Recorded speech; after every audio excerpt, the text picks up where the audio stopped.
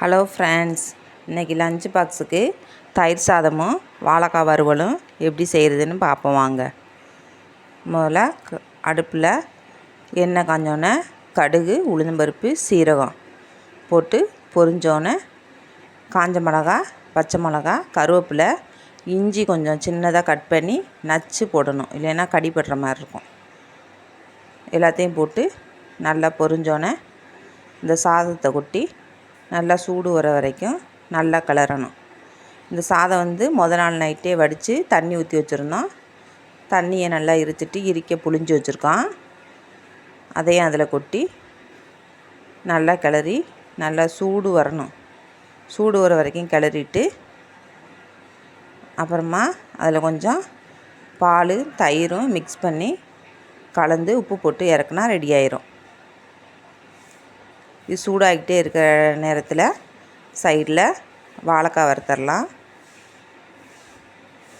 அதுக்கு சோம்பு, கருவேப்பிலை, வாழைக்காயை ஒரு கொதியை அவிச்சு உப்பு மஞ்சள் போட்டு ஒரு கொதி வந்தோன்னே ஆஃப் பண்ணிடணும். பச்சை தண்ணி ஊற்றி அலசி வச்சுருக்கோம். அவிச்சிட்டு அதையும் அதில் கொட்டி கொஞ்சமாக மிளகாத்தூள் மட்டும் போட்டு உப்பு போட்டு நல்லா அந்த எண்ணெயிலே ஃப்ரை பண்ணணும். வாழைக்காய்க்கு உப்பு போட்டாச்சு. சாதத்துக்கு கொஞ்சம் உப்பு போட்டுக்கிடுவோம். சாதம் சூடாகிக்கிட்டு இருக்கு. வாழைக்காயும் ஃப்ரை ஆகிக்கிட்டு இருக்குது.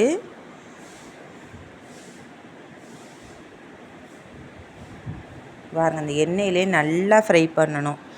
அப்படியே மொறு மொறுன்னு வேகணும். சாதம் சூடு ஏறிச்சு. இப்போ பால் ஒரு கப்புனா தயிர் ஒரு கப்பு ரெண்டும் மிக்ஸ் பண்ணி கலந்து கொடுத்திங்கன்னா நைட்டுக்கு தயிர் சாதம் புளிக்காமல் நல்லா டேஸ்ட்டாக இருக்கும். பால் டேஸ்ட்டில் பசங்க நல்லா சாப்பிடுவாங்க.